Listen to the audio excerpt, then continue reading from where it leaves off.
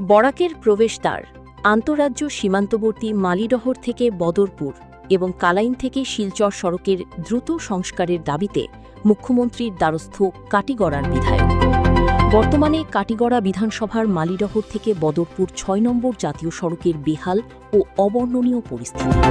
অন্যদিকে কালাইন থেকে শিলচর ভায়া ভাঙারপাড় সড়কের অবস্থাও কার্যত একই, যার ফলে স্কুল কলেজের পড়ুয়া, রোগী, সাধারণ পথচারীরা নিত্যদিন চরম দুর্ভোগ পোহাচ্ছেন। এছাড়া কালাইন বাজারে যানজট সমস্যায় কালাইন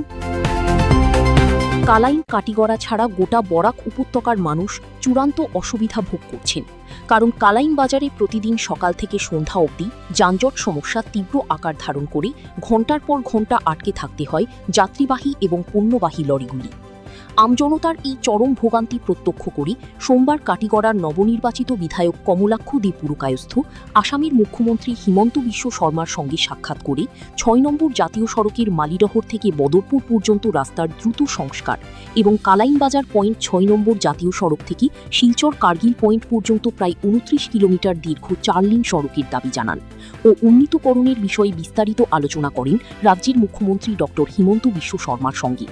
পাশাপাশি বরাক উপত্যকার সামগ্রিক উন্নয়নের স্বার্থে জনস্বার্থমূলক গুরুত্বপূর্ণ অবকাঠামো প্রকল্পটির দ্রুত অনুমোদন ও বাস্তবায়নের জন্য তার আন্তরিক হস্তক্ষেপ কামনা করেন।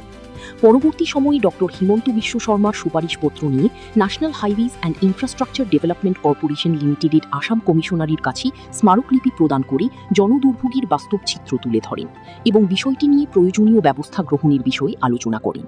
Desk report, Batayan digital.